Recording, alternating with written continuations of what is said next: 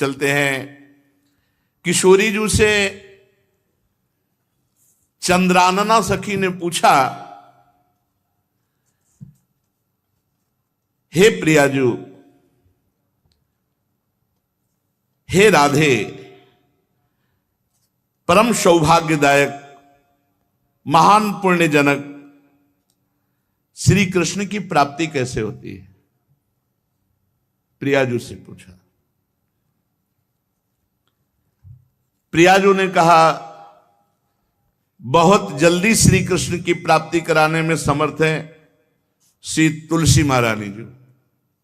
प्रियाजू का वो बताया हुआ उपाय श्री वृंदा सखी, ये वृंदावन की अधिष्ठात्री देवी हैं। ये वृंदावन की पूरी व्यवस्था को देखती हैं। प्यारी जो प्यारे जो के नित्य केल की व्यवस्था करती हैं और इनकी कृपा के बिना कोई वृंदावन में प्रवेश नहीं कर सकता। ये हमारी प्यारी जो की प्रिय सखी वृंदा सखी श्री तुलसी महारानी जी। चंद्रानना सखी ने कहा कि परम सौभाग्यदम राधे महापुण्यम वरप्रदम श्री कृष्ण श्यापि लब्ध्यर्थम, तो उनका तुलसी सेवनम मतम। मेरे मत में यदि तुलसी जी की सेवा की जाए, तुलसी जी का यदि स्पर्श हो जाता है, तुलसी जी का नाम कीर्तन किया जाता है, तुलसी जी को प्रणाम किया जाता है, तुलसी जी का वृक्ष लगाया जाता है, तुलसी जी को जल अर्पित किया जाता है और तुलसी दल से नित्य भगवत सेवा की जाए, तो बहुत जल्दी श्री कृष्ण प्रसन्न हो जाते हैं।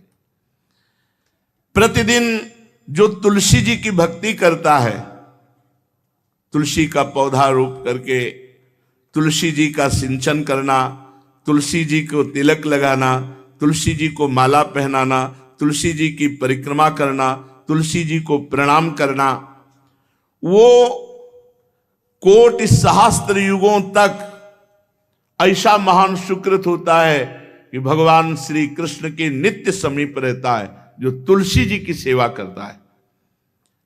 जब तक मनुष्य की लगाई हुई तुलसी की शाखा प्रशाखा बीज पुष्प सुंदर दल से तुलसी जी सुशोभित होती है, तब तक हजारों कल्पों में श्री हरिधाम में रहते हुए उसका कभी पुण्य नष्ट नहीं होता। जैसे एक दिन तो 1000 कल्प, 2 दिन 2000 कल्प वो भगवान के नित्य धाम में महान सुकृत के बल से भगवत धाम में रहेगा, जो तुलसी जी का पक्का मान लीजिए। जब स्वयंसी में से तो तुलसी जी रोपण करके तुलसी जी का एक वन लगाया था और रोज नवीन नवीन मंजरी तुलसी दल लेकर प्रभु के चरणों में, कहीं न कहीं तुलसी जी की कृपा हुई। वृंदावन, ये वृंदा अधिष्ठात्री देवी वृंदावन की है, इनकी कृपा के बिना। हे चंद्रानने, संपूर्ण पत्रों और पुष्पों को जो उतार करके सम्मान पूर्वक पहले प्रार्थना करनी चाहिए। हे वृंदा देवी, हे तुलसी जी, भगवान श्री हरि की पूजा के लिए या प्रियाजू की पूजा के लिए हम आपके कुछ मंजरी कुछ दल लेकर के सेवा करना चाहते हैं, आप कृपा करके मुझे दीजिए, और फिर उतार लें। ऐसे नोचना नहीं, बहुत सम्मान से बहुत प्यार से, तो तुलसी जी प्रसन्न होते हैं। जो मनुष्य तुलसी दल से श्री हरि की पूजा करता है, कोई भी पाप उसका स्पर्श नहीं कर सकता। पूर्व में किया हुआ कोई भी पाप उसको दंड नहीं मिलेगा, जो तुलसी जी की आराधना नित्य करता है। अब इतना जल भी ना चढ़ा दे, हमारे पुण्य हो जाए और तुलसी जी अंतर ध्यान। अनुकूल जल, जैसे मान लो गमले पे हैं तो इतना बड़ा तांबे का रोज उससे चढ़ा, हम भर के लोटा चढ़ा दोगे 2-4 दिन में अंतर ध्यान हो जाएंगे तुलसी जी। बहुत विवेक से जरूरत है, मतलब भारी पुण्य होगा। अब इतना बड़ा लोटा रोज जल चढ़ाओगे तो 2-4 दिन में पीली होके अंतर ध्यान हो जाएंगे। भाई इतना जल, अनुकूल जल चाहिए। एक तांबे का छोटा सा लिया, ऐसे रोज डालो, उसमें कोई फर्क नहीं। और गमला उठाकर धूप में विराजमान करो। सेवा का मतलब क्या है?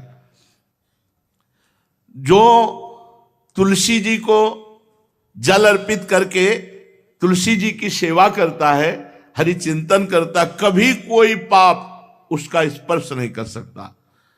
100 भार सोना, 400 भार चांदी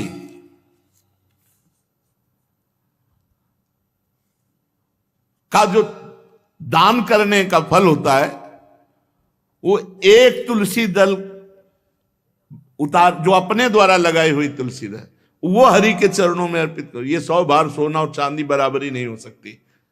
कितना महत्व है। जो रोज तुलसी दल चयन कर, द्वादशी को ना चयन करे, द्वादशी को मतलब बहुत बड़ा अपराध लगता है तुलसी दल का, इस मतलब तुलसी के वृक्ष का भी स्पर्श न करे। प्रणाम नमस्कार दूर से, एक भी दल नहीं टूटना चाहिए। द्वादशी को ऐसा हमने महापुरुषों से सुना है कि मंजरी और पत्र उतारना ये ठीक नहीं, बिल्कुल नहीं ठीक है। ब्रह्म हत्या का फल लगता है, अगर जो पाप लगता है अगर कोई द्वादशी को तुलसी चयन, बहुत सावधानी से। जिसके घर में तुलसी का बगीचा होता है, कई पौधे होते हैं, उसको कहीं तीर्थ जाने की जरूरत नहीं, उसका घर तीर्थ है जिसके घर में तुलसी के पौधे हैं। और यमराज कभी उस घर में किसी भी मरने वाले को लेने नहीं आएंगे। जिसके घर में तुलसी, लगा लो भैया तुलसी लगा लो घर में, काहे कोई यमराज को आने दोगे। सबके घर में तुलसी, कितना सुंदर पहले था। घर में आंगन होते थे, आंगन में एक बहुत बड़ा, और फिर उसमें तुलसी जी, और फिर उसमें 2-4 नर्मदेश्वर और शालिग्राम ऐसे, और फिर घर का हर व्यक्ति जल चढ़ाना, प्रणाम करना, नमस्कार करना, 4 पर। कितनी पवित्र पद्धतियां हमारी थी। जब रसोई बने पहली गाय के लिए, फिर कुछ पक्षियों के लिए, फिर कोई संत महात्मा, कोई भिक्षु, ऐसा कितना पवित्र व्यवहार। अभी यहाँ जैसे हमने देखा है, ये रसोई बन रही ना, तो धुआं नहीं खत्म होने पाता, वो ही सब अपवित्र किए हुए हैं, राक्षसी बुद्धि आती चली जा रही। तुलसी जी, ये भागवती को वस्तु है। हमें लगता है बालकनी तो होती ही, बढ़िया बालकनी में एक ऐसा उठाने धरने वाला स्टैंड लोहे का रखो कि तुलसी जी को विराजमान कर दो। जिसके घर में तुलसी जी विराजमान होती, उसके घर में यमराज कभी नहीं जाते। जो तुलसी जी का सेवन करता है, उसकी सारी कामनाएं तुलसी जी पूर्ण कर देती हैं। तुलसी जी को लगाना, तुलसी जी का पालन करना, तुलसी जी को सिंचन करना, तुलसी जी का दर्शन करना, तुलसी जी का स्पर्श करना, मनुष्य के द्वारा जो मन, वाणी और शरीर से पाप हो गए, सबको तुलसी महारानी क्षमा कर देती है, दग्ध कर देती है। पुष्कर आदि तीर्थ, गंगा आदि परम पावन नदियां, ये सब जो स्नान आदि, अवगाहन आदि करने का फल देते हैं, वो केवल तुलसी जी घर में विराजमान है, उसको फल मिल जाएगा। कितने बढ़िया। जो तुलसी जी की नवीन मंजरी प्रभु के चरणों में अर्पित करके प्रणाम करता है, वो चाहे कितना भी अपराध किए हो, वो कभी यमपुरी को नहीं देखेगा, कभी यमराज के पास नहीं जाएगा। जो मनुष्य तुलसी काष्ठ का घिसा हुआ चंदन लगाता है, उसके सारे संचित भस्म हो जाते हैं, और क्रियमाण जो वर्तमान, वो कभी उसको बांध नहीं सकते।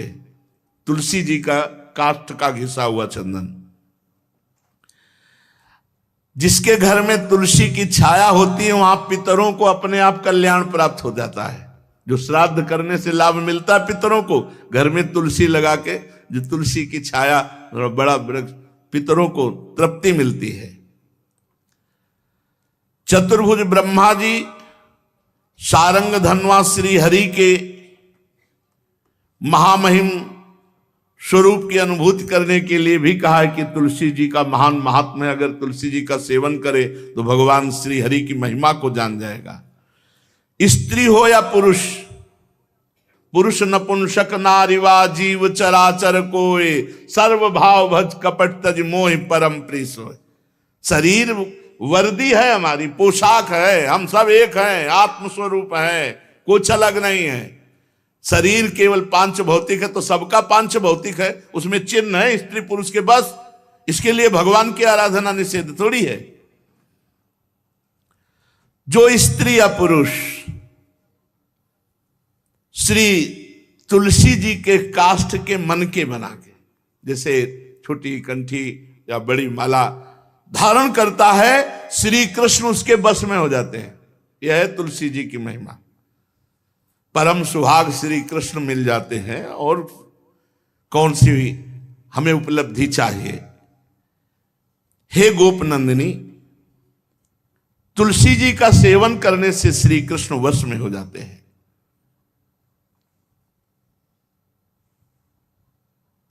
जो तुलसी की माला से नाम जप करता है, काउंटर वाली बात तो स्मृति के लिए भाई है, हम निषेध नहीं करते, नहीं बहुतों के भजन बंद हो जाएंगे, पर हम इतनी महिमा जरूर बता देते हैं कि तुलसी माला से जो नाम जप किया जाता है उससे आध्यात्मिक सिद्धि बहुत जल्दी होती है। गुरुदेव भगवान कहते जो अंगुलियों से रगड़ होती है मन का से, उसमें आध्यात्मिक ऊर्जा शक्ति तुलसी माला से। प्लास्टिक पर भाई करो, निषेध नहीं कह रहे बंद हो जाएगा वो भी राधा राधा कहना, वो हमें बंद नहीं करना। हम कह रहे तुम जैसे बने वैसे करो, लेकिन माला का बहुत बड़ा प्रभाव है।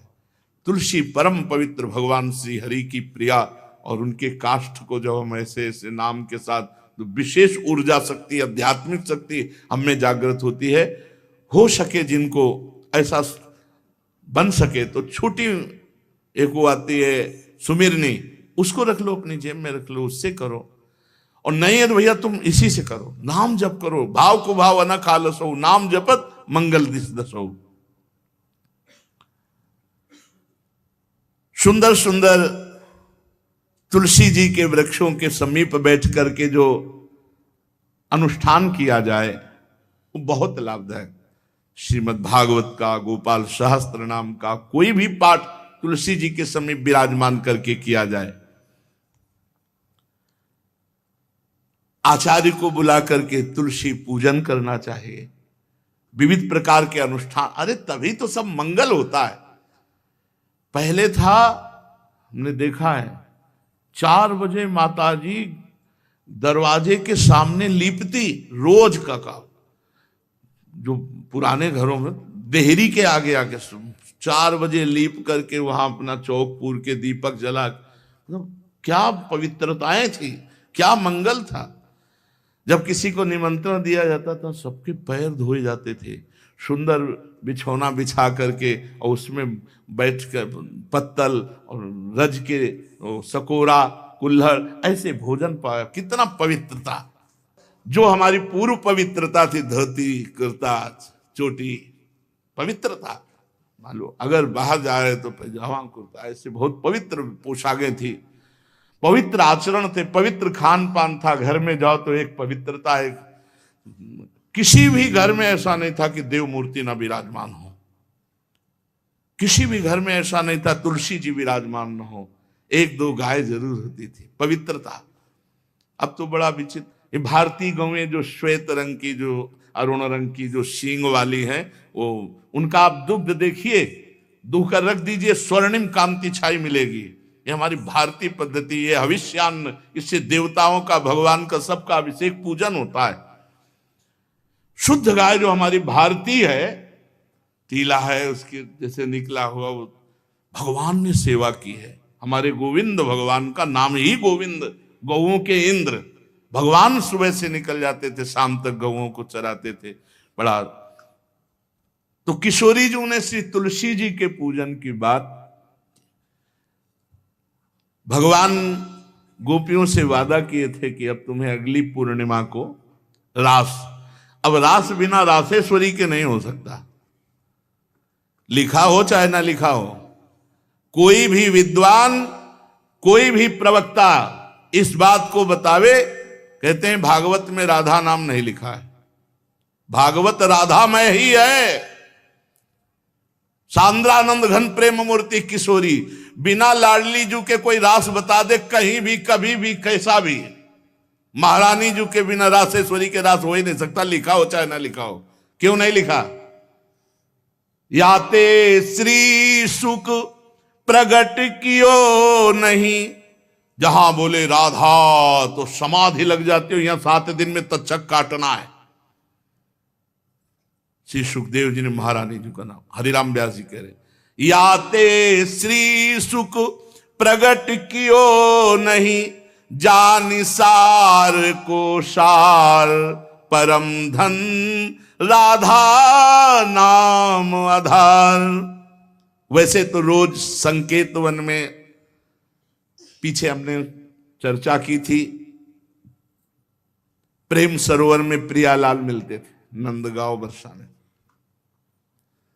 आज लालू ने एक नई लीला रची, गोप देवी लीला है।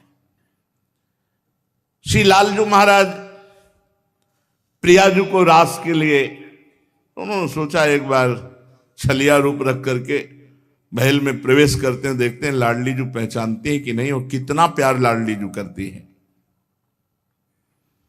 महाराज तो जो रूप धारण करे तो सभी सुंदर हैं, तो सुंदरता के समुद्र हैं। जब नकबेसर धारण करते ना, अंजन और घूंघट नीलांबर का, महाराज हृदय चूर चूर हो जाए, ऐसे सुंदर है। गोरी किशोरी भी चकोरी है जिनकी, नीलांबर धारण करके, और जिस समय लाली लगा के महाराज अपने राधा पी जी को कभी कभी जब आते हैं तो देखो ऐसा लगता है यार बलिहार है महाराज, जो रूप धारण करते हो सीधे हृदय पर प्रहार करते हो। प्रभु ने गोप देवी का रूप धारण किया, गोपांगना का। श्री चरणों में नूपुरों की झनकार, कटी में करधनी जिसमें क्षुद्र घंटिका लगी हुई हैं। अद्भुतम गोपिका रूपम चलत झंकार नूपुरम, किंकिणी घंटिका शब्द मंगुलीयक भूषितम। बड़ी दिव्य अंगूठियां धारण किए हुए अंगुलियों पे, कमर में करधनी जो रुंझुन रुंझुन, श्री चरणों में नूपुर, और रत्न कंकण केयूर मुक्ताहार विराजितम। कलाइयों में रत्न जटित कंगन, बीच बीच में चूड़ियां कंगन, ऐसे बाजूबंद, कंठा, मोतियों के हार और शीश फूल, केशपास, वेणी रचना, नासिका में मोती की बुलाक, बेशर और अलकावली, घुंघराली अलकावली, श्याम वर्ण के केश। ऐसा रूप धारण किया जो देखे मुग्ध हो जाए श्याम सुंदर को। वृषभानु भवन की तरफ चले। खाई और परकोटों से युक्त वृषभानु भवन 4 दरवाजों से सुशोभित, प्रत्येक द्वार पर काजल के समान वर्ण वाले गजराज झूम रहे। राजभवन की बड़ी मनोहरता है। उस मंडप प्रांगण में वायु के समान वेग वाले घोड़ों से अंगरक्षक, महल की रक्षा करने वाले चारों तरफ दौड़ रहे वृषभानु भवन में। और बड़ी ही सुंदर सुंदर गौएं, धर्म धुरंधर बलवान सांड रमा रहे। बहुत से गोपाल बंशी वेद धारण किए हुए उनको संभाल रहे हैं।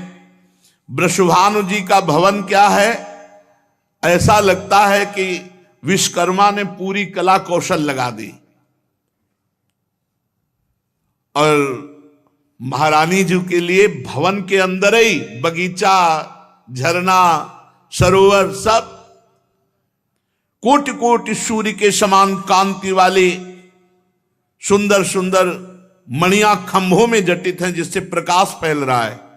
रत्न मंडित आंगन, बहुत से रत्न स्वरूप भूमि पे जटित हैं, और वहां वीणा, ताल, मृदंग आदि बाजे बजाती हुई बहुत सी मनोहर सखियां फूल छड़ी लिए हुए दरवाजे पर खड़ी हैं, संगीत बज रहा है।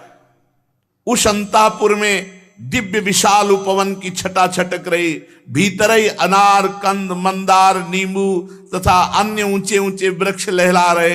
केतकी, मालती, माधवी लताएं बड़ी सुंदर वृक्षों का आलिंगन किए हुए श्री राधा निकुंज महल के अंदर ही कल्प वृक्ष के फूलों की सुगंध से भौरे मत वाले हो रहे हैं। शीतल मंद सुगंध वायु चल रही है। कहीं सहस्त्र दल कमलों के पराग को बारंबार वायु बिखेर रही है। निकुंज शिखरों पर बैठे हुए मोर कभी नाचते हैं, कभी कूक रहे हैं, कहीं कोकिला, कहीं सारस, कहीं सुख, और फूलों के सहस्त्र सहस्त्र सैयाएं जगह जगह, कभी लाडली जो इधर से निकले किसी में भी विराजमान हो जाए। मेघ मंदिर में सैकड़ों फुहारे छूट रहे।